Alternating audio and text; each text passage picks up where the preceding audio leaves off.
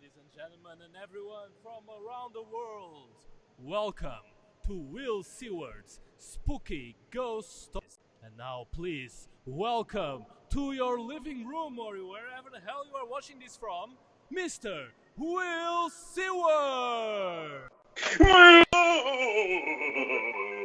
Hello! Oh, it's spooky in here, isn't it? Is it just me?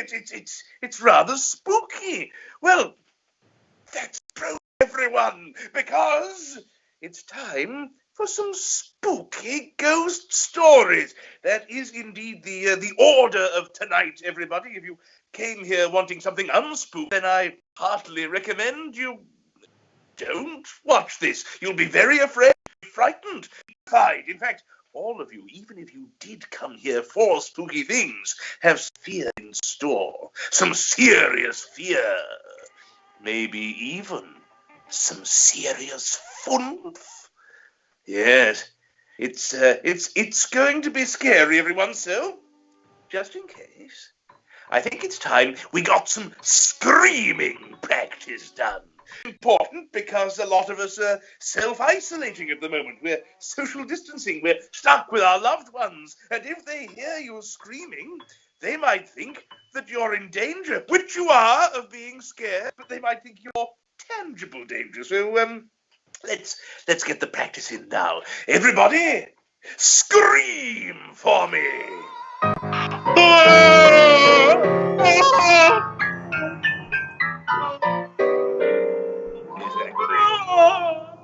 Excellent. As ever, Jam with Humans Orchestra. That was exceptional. Well done. Well screamed. Everyone at home? I assume that you screamed well. If you didn't, only you will know, and you'll have to live with that guilt. Well, time we began, everybody. Time for the first of our tales tonight. But, everyone, I really don't want to begin. You see, just look at this book. It just says, I seriously wouldn't. The book is level with everyone. It's trying us not to read it. If I were you, I'd run away now. That's the thing to do. Just run now. Run as quickly as you can. Get as far away as you can this second now. Ideally a distance of, 300 miles. That's safe. That's probably about 24 hours. All right.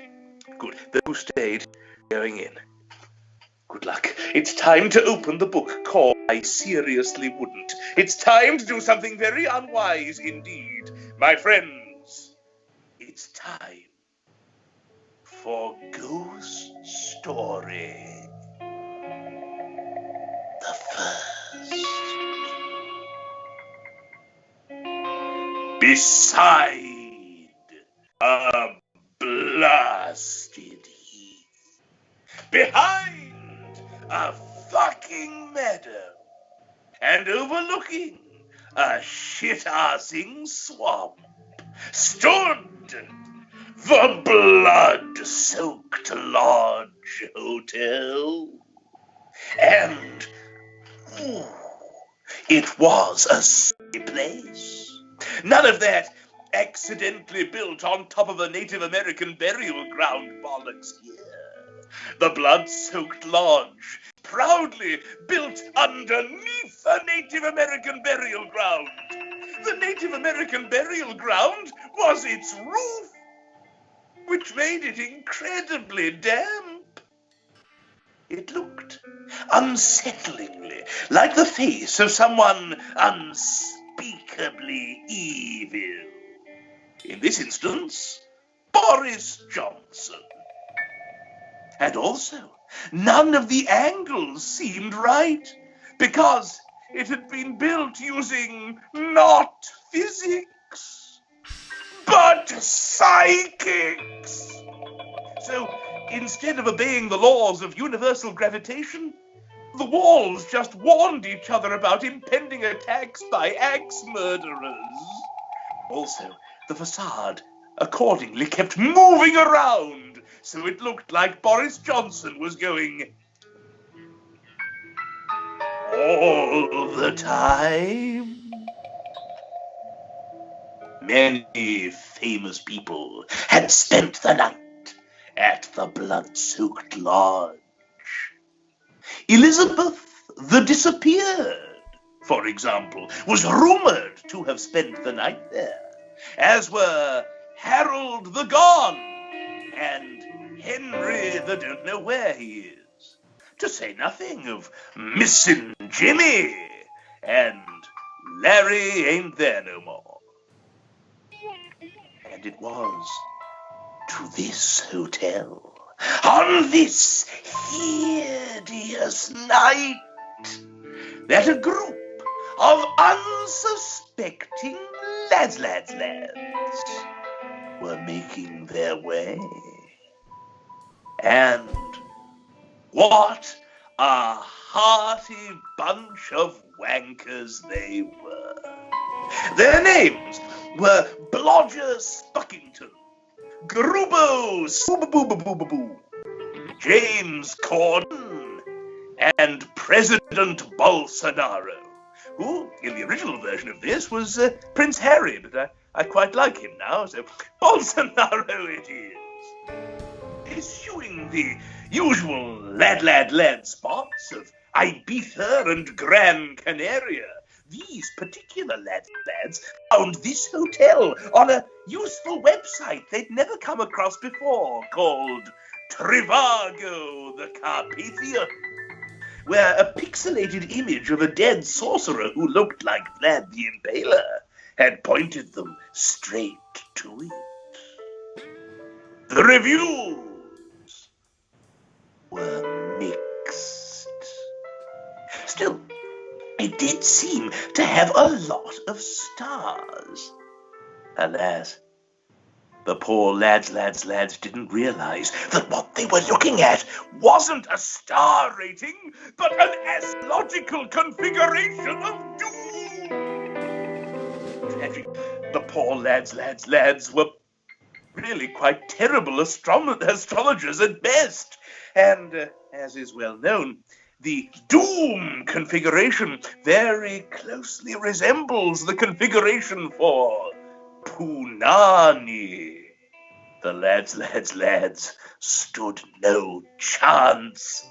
What reviews there were on the site tended to emanate from remote gas station attendants and interested passers-by, and ran along the lines of, "Oh, you wouldn't want to stay there," and "Didn't that hotel disappear 60 years ago after all those lads died?"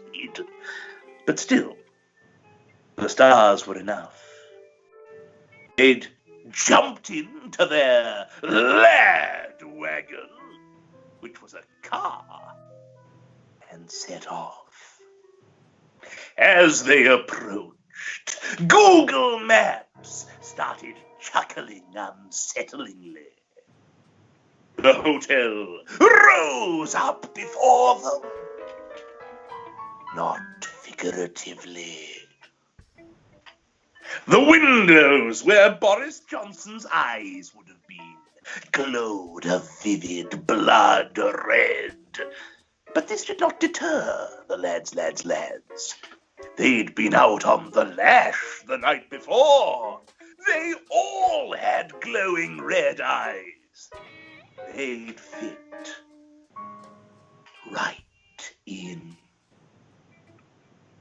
They had a bit of trouble getting into the hotel because, though there was no discernible wind, the red carpet was flapping around hungrily like a tongue licking its lips, and every time it touched them, a howling in the chimneys made a noise like, yummy.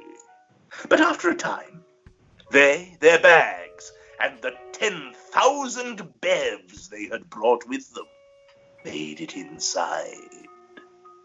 They looked around. They were impressed. How could they not be?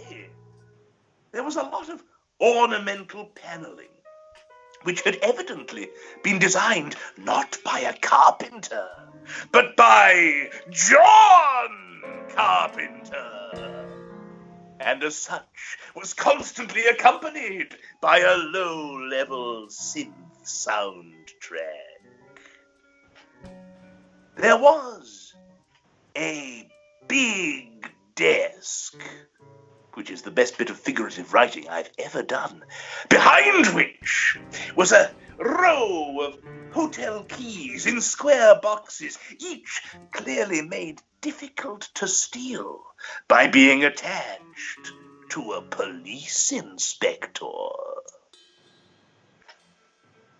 Had the lads had to guess, they'd have said the decorative scheme was vaguely Aztec.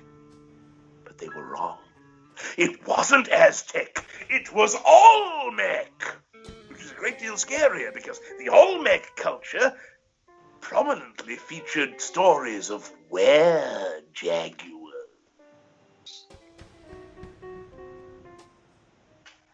That was me looking down at everyone because I'm very much reading this. The walls were adorned with structurally useless headless portraits, which were doubly spooky, partly because they were headless and partly because that meant that rather than following you around the room with their eyes, they had to follow you around the room with their fingers. So it looked like they were the Fonz going at you. Incredibly distracting. The lift had clearly stopped long ago, and there was a massive blood stain on the floor in front of it, in the exact same shape as a Rorschach test. The hall clock similarly had stopped, but that was all right, because there was a clearly labeled bottomless pit, and inside that bottomless pit was somebody taking minutes of the day. That's a Bob Marley reference, everyone. All the surfaces had evidently been recently cleaned because they were the shining brightly. They were very the shiny indeed. Wee-oo! Shouted President Bolsonaro, and an echo echoed back. Wee-oo, wee-oo, wee-oo, you're all going to die. Where the plingy bell would ordinarily be, there was a thing labeled bell, which looked a lot more like a big rusty spike. They were reluctant to try it. Beside the bell crouched a bloated ledger. They had a look. There were thousands of names, going back thousands of years, though fewer recently, presumably because of Airbnb. Curiously, a lot of the people who'd stayed in the hotel seemed to have tried to check out, but had only managed to pay part of their bills, leaving their business distinctly unfinished. It was selfie time! The lads got into a big group and mimed licking things and pulling their shirts up and such.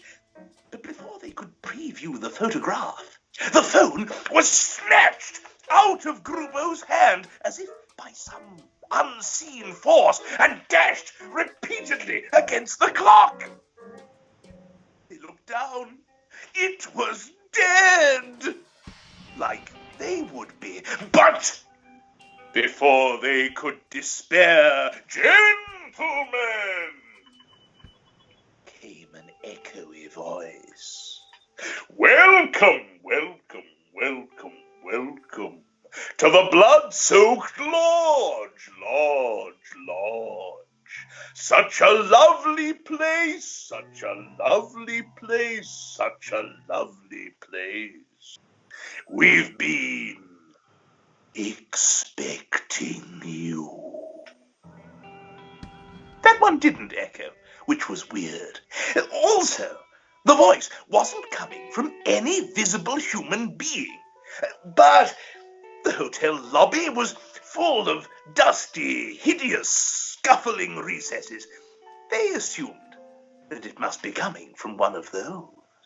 All right, mate, said Blodger, who in his excitement had gained the voice of a 19th century costermonger. Out of season, is it? Not many people around. And then he finished with, "Hee!" because he was a lad. On the contrary, said the voice. It's high hunting season, and the hotel is very full. We only have one room remaining.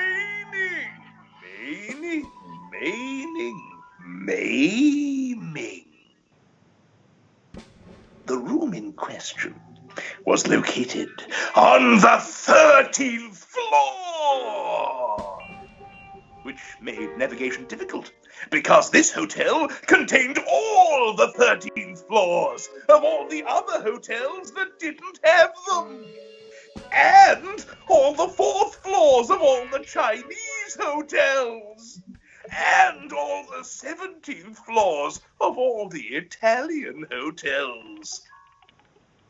They passed a ballroom and a swimming pool, and a great dining room. Finally, they made it to a long corridor, which flexed disturbingly as they walked along. Going was made harder by the fact that instead of a carpet, the corridor had a lonely country road. So occasionally they had to stop to climb over stiles and wrestle wolves. But ultimately they reached their room. Strange, though, as they approached on their lad hoppers, which were feet, they heard the distinct sound inside their room of millions of people eating skulls. "Oi, oi!" shouted Blodger, but the corridor merely echoed back, "Oi, oi, oi, oi, oi, oi, you're all going to die." In they went. There was a "Do Not Disturb" sign attached to the door, ironically next to a series of incredibly disturbing images, mostly of them being murdered in horrible ways. In they went properly. On the whole, they were impressed. The minibar was full of as much red rum as they could drink. A blazing squad crackled merrily in the hearth. The walls were adorned with an entire haunted film reel by way of wallpaper, so that if you moved too quickly through the room without closing your eyes, you got possessed. There was a lot of runny cheese to induce nightmares. The chairs were stuffed with the scrunched remains of ghost stories that previous guests had gone mad attempting to write. They considered washing for dinner, but the stabby silhouette who lived in the shower had used all the shampoo. Also, all the mirrors in this hotel seemed to be both smashed and bleeding, which was very odd as well, because when they looked closely at the shards seemed to reflect a reflection of them, completely surrounded by people in historical clothes. So they didn't wash. Instead, they went straight to dinner. They took the hotel tricycle and were there in no time. The lads didn't drink much that evening, mostly because instead of glasses, this hotel had small haunted wells, so they kept getting scraggly-haired Japanese ghosts caught in their throats. Also, the food was indifferent.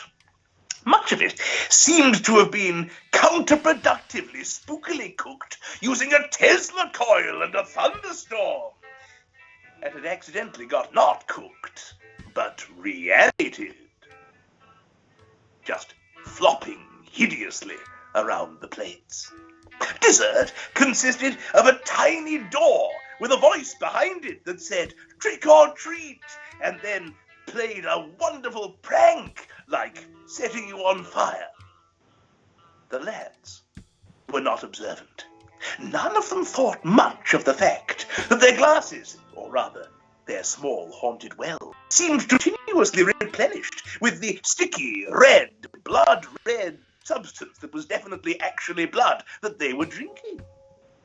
They laughed uproariously when each of them in turn missed their chair, falling onto the floor, almost like the chairs were moving on their own and mocking them. None of them noticed that their waitress had no head or hands. Being lads, those were not where they had been looking. So, dinner done, safely packed and unpacked and arrived. Most of the lads Keats went up to bed.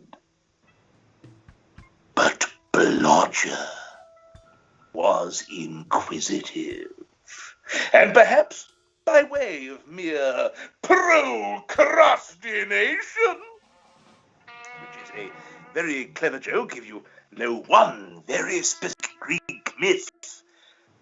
It's about Procrustes.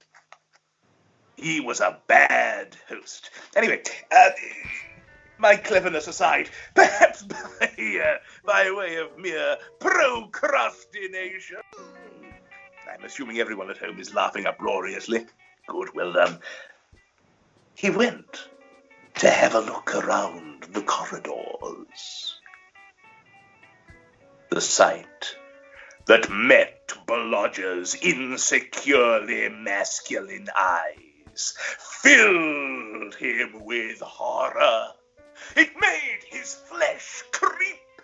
It made his skin crawl. He was afeared, all right, and affrighted, and a-horrored, and a-trepidationed, and a-inquietude. Doors opened and closed of their own accord. Clocks spun. Cutlery danced frenziedly. An invisible band played a juddering waltz on instruments floating in mid-air. Decaying tailcoats and ball gowns flapped about in a horrible waltz. This was awful. Clothes moving on their own. It was like that bit in Bedknobs and Broomsticks where the clothes frighten all the Nazis. Except they weren't Nazis. Except, obviously, President Bolsonaro. Blodger looked like he'd seen a ghost, which in this instance was uniquely inappropriate. Blodger stumbled backwards out of the dining hall into the main lobby. All the doors were now open, and the hotel was full of noise. One room clearly had the Eagles trapped inside, looking sad. One contained 1,408 identical versions of Stephen King. The swimming pool they'd seen earlier that day had a fucking galleon in it, full of lost 18th century sailors crying out for help. Blodger fought his way to the main desk, going in mad directions which usually didn't exist, like bleft and sporfordly. Suddenly, when he reached the desk, he heard the voice of the bellhop, and then he saw him. Yes, there he was behind the desk, surrounded by pale kings and princes too, their trousers damp from a sedgeless lake. Why, this must be La Bellhop sans Merci. Which again is a very clever joke if you know one really quite obscure Keats poem. It's called La Belle Dame sans Merci. Anyway, on we go, on we go. Tomorrow morning, the bellhop was saying, we kill them tomorrow morning. Let them write a TripAdvisor review about how clothes are, and then we strike. Blodger was aghast. He stumbled backwards again. He tripped. He looked down. He saw the object he tripped over. It was his phone. The one that Grubo had tried to take the photo of them with yesterday. The one that had died. Mysteriously come back to life. And there on the screen, there was the photo. There they all were. There he was. And there was Grubo and Cordo and Bolsonaro. Surrounding them were the million tortured souls of previous hotel guests, wielding vicious axes and knives and scythes and glives. A glive being a sort of 14th century poleaxe thing that isn't actually pronounced that way. Grubo wondered if this was all a dream. But it was extremely unlikely that he'd have a dream featuring a Keats reference. he screamed. And the ghosts looked round. The next morning, Grubo was awakened by the sound of a cleaning ghost operating a vacuum cleaner. And everyone at home, let's take a moment to just appreciate what a staggeringly badass ghost that must be. That's like someone made of paper operating a blowtorch. Grubo looked around. Everything seemed to be as it should. Why, there in the corner was James Corden, busy teabagging President Bolsonaro.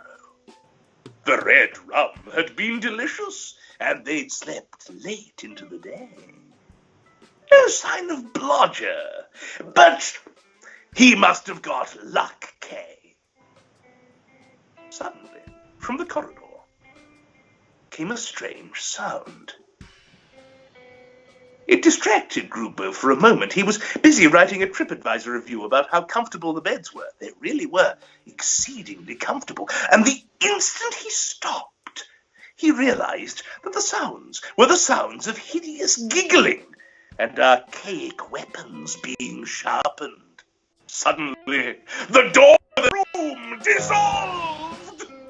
The lads looked around aghast as all the furniture lifted off the floor and flew towards them. "Awooga!" shouted James Corden, and he was right. There was a wooga there, coming out of the cupboard towards them, a hideous furry wooga, gnashing its mandibles and rubbing its hairy flanks. They fled out into the corridor, ran the lads. The windows blinked shut, but they ran on. Knives and glives whirled overhead. As they sprinted, the sound of muskets and flintlocks discharging went bang, bang around them. Not trusting the lift, which had grown teeth and was smiling invitingly and was also somehow suddenly still working, the lads took the stairs. Down they went. Or at least they tried to, but the stairs changed direction. The lads were suddenly running upwards. Suddenly down they fell into the main corridor. They looked around. Mayhem. The hotel was going mad. Suddenly, all the skulls from the great chandelier of skulls patoinged onto the floor. From the swimming pool came a mournful sea shanty. And they looked around as the door closed. There was no way out. Grubo closed his eyes. But suddenly, amid the cackling and the screeching and the glaive wielding, there came another sound. Grubo opened his eyes again. He saw an antique sofa being hurled by something very invisible indeed against the door. And there was something familiarly laddish about the way that sofa was moving. Bang! Bang! went the door. It began to splinter. The sofa cracked in two, but was immediately replaced by an antique chaise-longue. From somewhere deep within itself, the hotel produced copies of FHM and sentient bras and brimming pints in an effort to distract the laddish furniture, but to no avail. The door was now somewhat broken. Grubo looked on as a cavity large enough to jump through opened up. The lads took their chance. They dived. Grubo was the last to dive through the door, and as he did so, the hotel's echo echoed back a heart-rending scream. It clearly emanated from some ghastly, otherworldly plane of existence, but there was no mistaking it. This scream sounded very much like Grubo's old friend, Blodger. He could just make out the word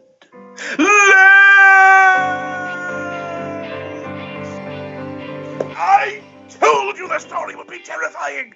What were you possibly thinking? All right, those of you who didn't run away, you really should have done. That was unwise. Oh, especially everyone. Especially because look what I've just found. Oh, dear.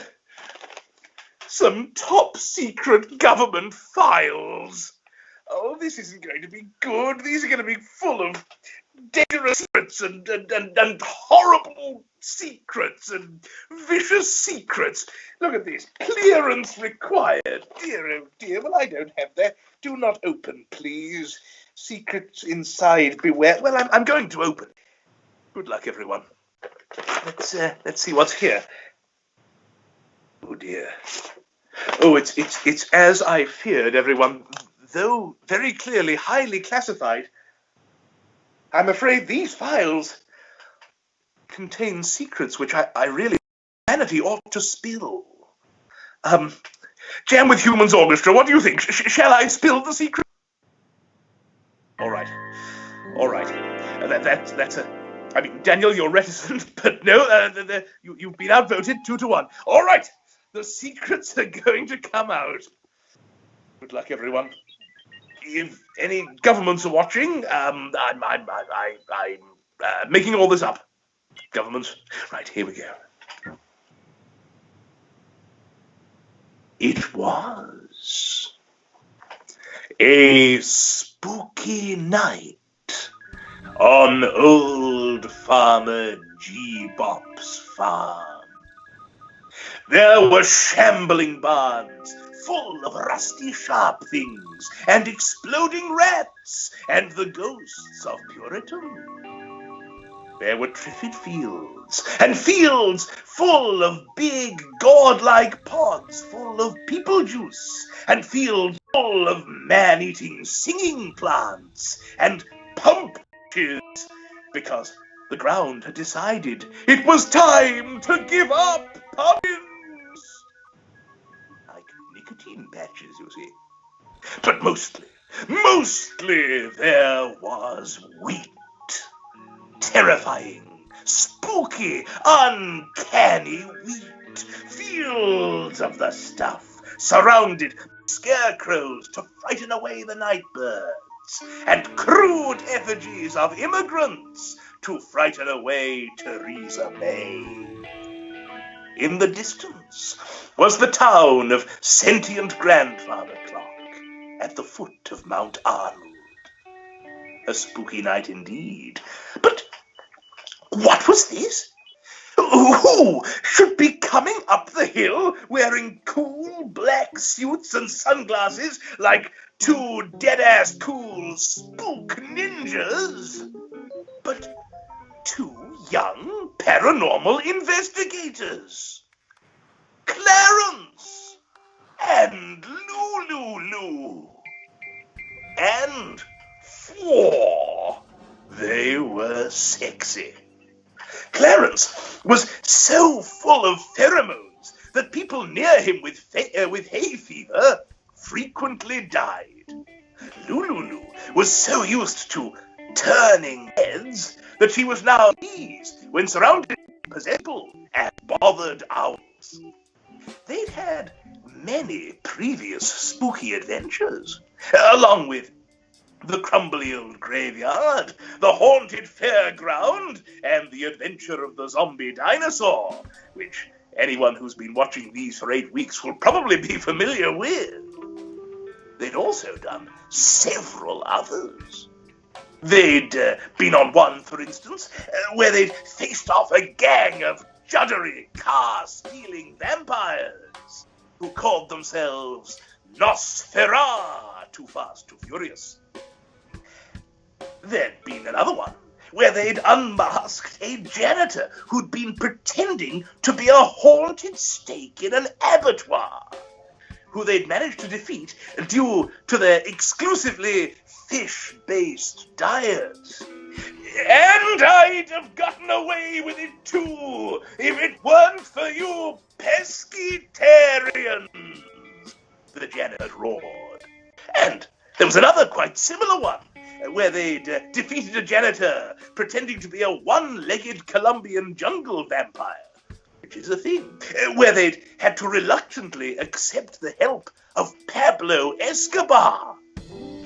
And I'd have gotten away with it too, if it weren't for you Medellin kids, the janitor had roared. But what were they doing here? Well, Clarence and Lulu's research into the strange, the uncanny, and the Mr. Mysterious had led them to this town. Something had happened here 50 years ago. Strange lights, noises, cover-ups. They'd attempted to browse the internet, but alas, Clarence and Lulu were Edwardian. They believed internet to be the Yorkshire term for basketball. And, fortuitously, old Farmer G-Bop had contacted them directly. Something, he said, was making circles in his fields of wheat. He loved wheat. Wheat was his life. His favorite band was Wheatus. At first, they'd suspected the Druids, who are notoriously fond of circles. But no, these circles weren't nearly chanty enough for that. No, after careful interviews with several reputable conspiracy theorists, they'd begun to suspect that these circles might be coming from the universe. Now, I should say at this point, everyone, that a thing I find funny that no one else does is when people mix up the words the universe and space. Get used to it, everyone. I shall be referencing it at least 3 times in this. Be careful, though, Farmer G-Bop had said in his spidery hand. Don't tell no governments. And they hadn't. And so, here they were.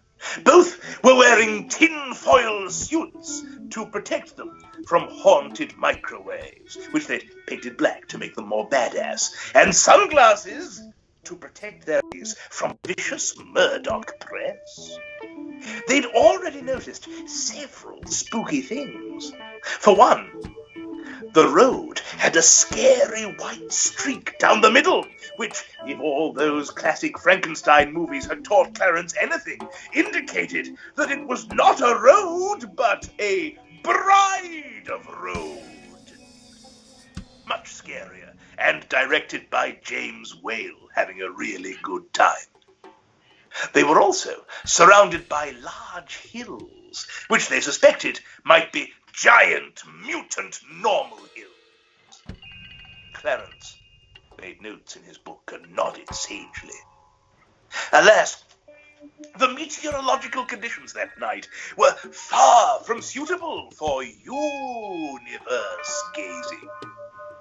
Both the town's tracing paper and gruel factories had recently exploded, so the days were full of viscous and or hard-to-through substances. All the paranormal investigators could make out were the great kings of the past advising lions on dynastic issues. They tried using telescopes, but alas, because they were in a ghost story, their telescopes were haunted telescopes and just showed them sailors' nightmares, like haunted tattoos and turning into a giant marshmallow man and terrorizing New York. Suddenly, "Thank you for coming," said a wheezy voice. They jumped, but it was only Farmer G-Bop. He'd blended into his field on account of his wheat hat and his earthy common sense. One wizened hand held a pitchfork. The other held some wheat. I know they'd come back, he said. I seen it. I said it since I were a boy.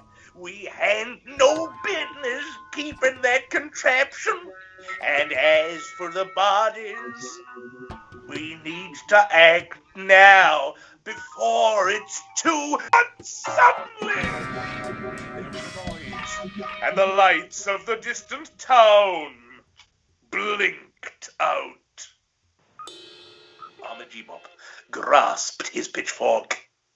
If that fucking former Prime Minister was here again. But no!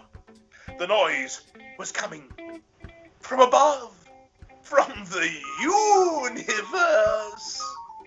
A hideous whirring noise, and a flash of fierce spectral light so bright that their shadows gained facial features. Oaths!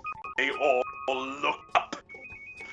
At first, Clarence and Lulu thought what they were looking at was the moon, because it was round and shiny.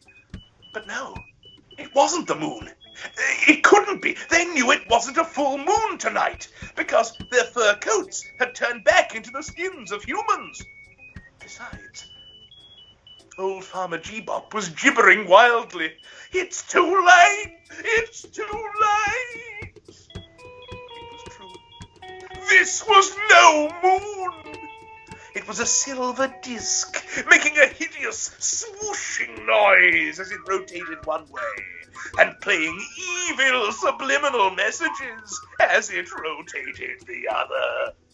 Clara Lulu leapt out of the way. The old farmer was caught like a skeleton in the skin of the person whose skeleton it is. He screamed, but his shriek of terror was drowned out by the whirring, and Clarence and Lulu could but look on aghast as a big fuck-off claw emerged from the whirring disc, and Farmer G-Bop was lifted bodily into the alien craft.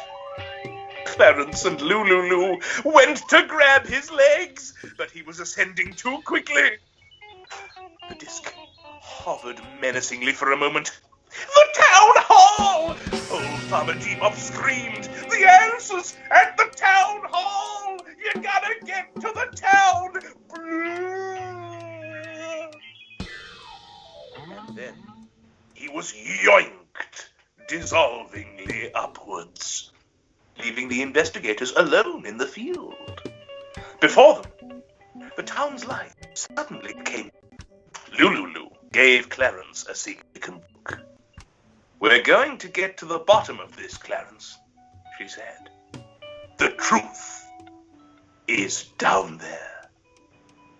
The next evening, down to the town they went, armed to the teeth and carrying the heads of the ghosts they'd encountered on their belts like the Predator.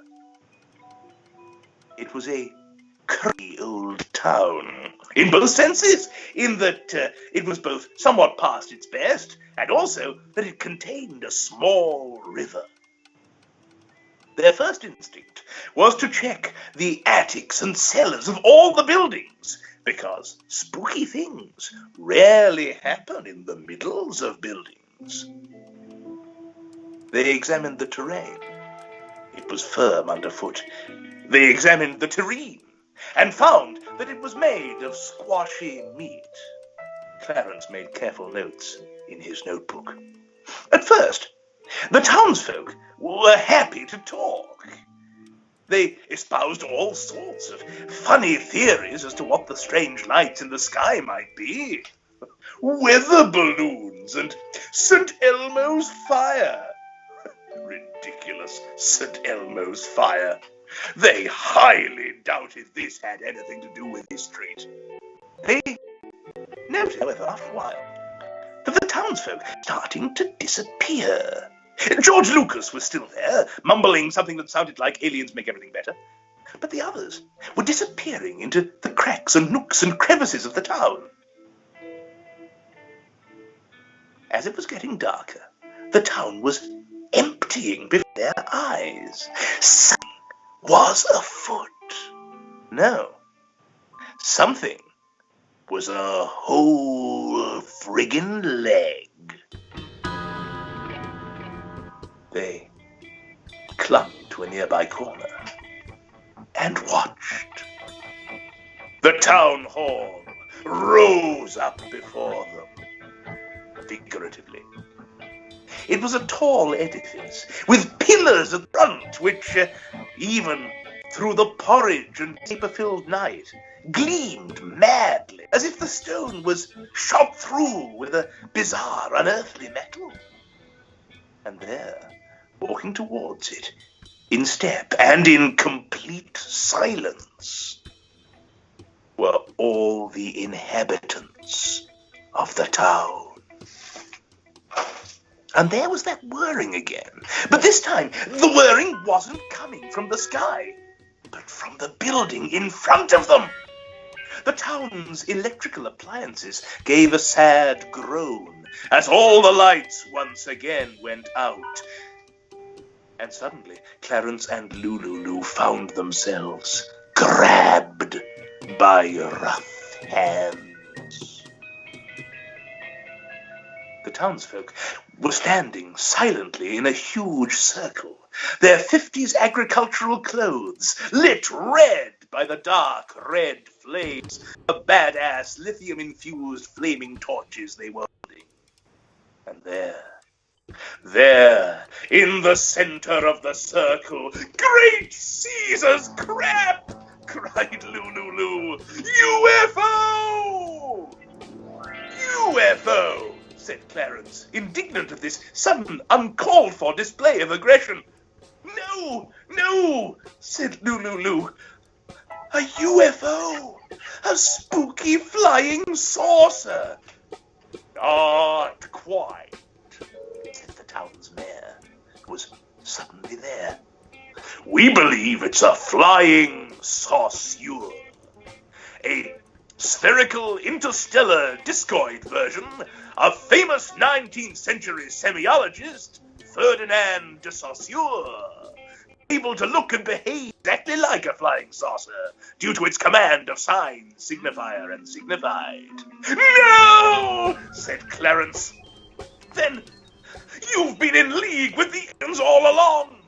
"Interdimensional beings, actually," said the mayor, "from the universe, between universes. They'll be here soon. They came before. They crashed. We welcomed them, nursed them back to health. But they needed food. Lots of food. Not wheat. They fucking hate wheat. That's why they put circles over all the crop fields. Circles are their equivalent of the word cunt. No, they don't eat wheat. They eat people!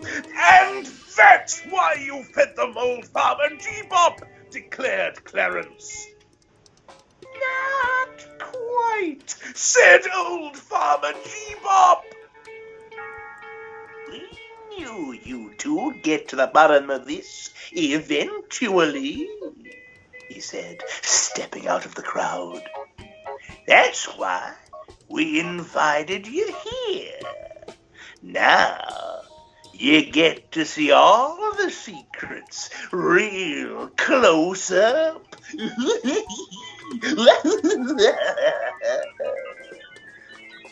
Government report at this point just says, "giggles horribly." There was a deep rumbling, and the door of the great silver disc started to open.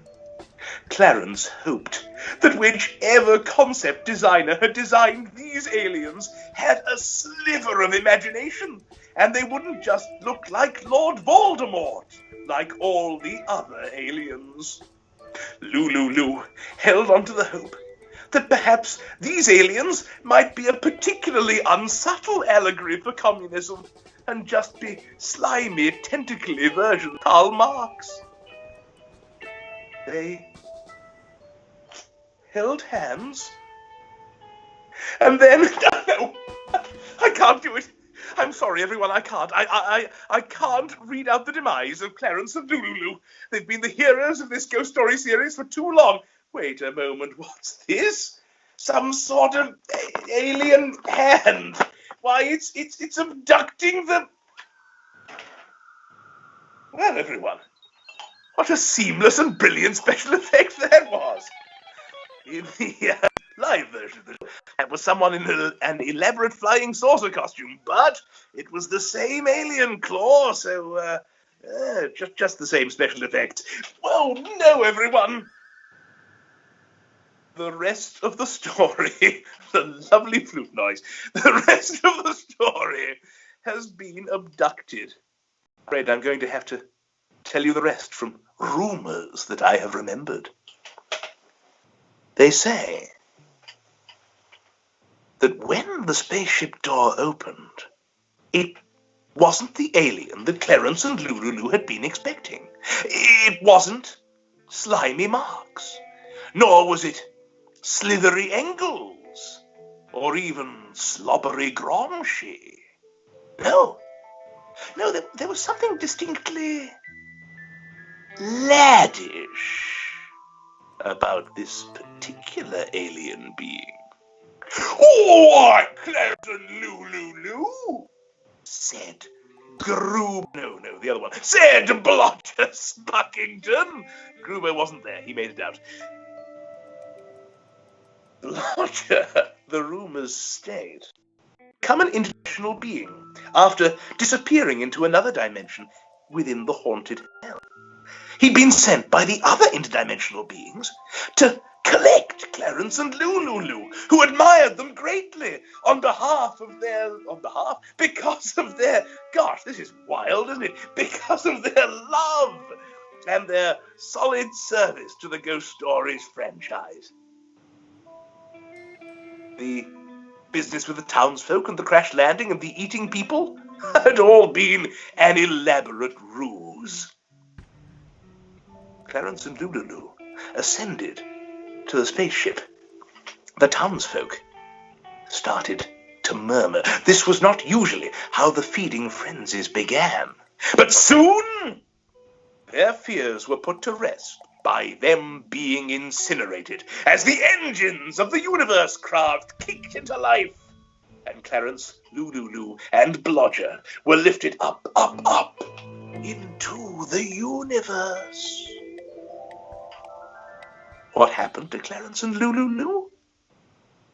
Well, my friends, the legends state that they lived for thousands upon thousands of years, starting a great, glorious universe-topia in the universe, of which they were the king and queen.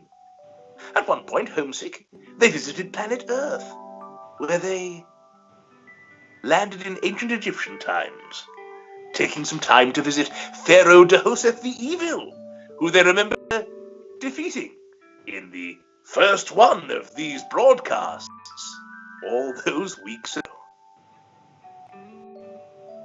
What happened to them ultimately? I'm afraid, everyone, the legends don't say. But if I had to hazard a guess, I'd say that whatever their ultimate fate, Clarence and Lulu never investigated another spooky field of wheat again. Good night, everyone. Stay spooky. Thus conclude the tales for tonight.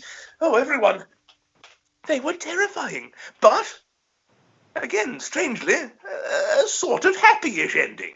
Not for old Farmer G-Pop, but he deserved it. He was evil. Stay safe, everyone. Those of you who are still locked up in lockdown, it's rather a nice phrase, I'll remember that. Stay particularly safe. Those who are allowed to around the world, enjoy it. Those of you who are watching in the distant future, if Clarence and Lulu are there, say hello. From me, and say hello for yourself as well. Anyway, good night, everyone. I'm rambling. Thank you enormously to the Jam with Humans Orchestra. You should know, everyone, they do other broadcasts. You should watch. They're very good. They're reliably excellent. And, Over out from me. Good night, everybody. Good night. Mr. Will Seaward, one, and now me. Yeah, here I am, Mr. Will Seaward. Everybody, thank you so much for joining this very special quarantine transmission presentation of the Jam with Humans. If you enjoy the show and you are in position to do so, you are welcome to donate to our very special guest, Mr. Will Seaward. Just follow the link. The link is right there, right below. I hope you can hear me well because I'm talking in the same microphone, was capturing the drums, so the volume was a little bit low. Anyway, thank you so much for everyone who joined in live, and also those of you who watched after the fact. I'm just going to call in the band that you have heard tonight. We have on my, I never get this right, on my, it's supposed to be my left, my right, doesn't matter. We have Maris on the piano. Hi, Maris. Yes, he's the one with the funky hair. Look at that, scary indeed, and very funky. And we have on my other side, on the guitar, Cristiano Repetto. There he is with a funky hat. That was beautiful. Indeed, we do have other and very different broadcasts. Tomorrow we are going to come back after 1 week pause with a call-in show. The pause was due to one of our guests traveling literally all the way across the world. So let's see how that shows up tomorrow. Obviously the time will be very different over there. But we will be here also calling in from all over Europe, and this time also Australia. Join us. It will be at 10 Amsterdam, Central Europe, and 9 o'clock UK time, and 6 a.m. Australia, if you happen to be awake. I know one person will be. And meanwhile, that is me from Jam with Humans, Chris and Maris, and once again, Mr. Will Seaward. There he is. And we are going to say goodbye and play off. Bye, everybody.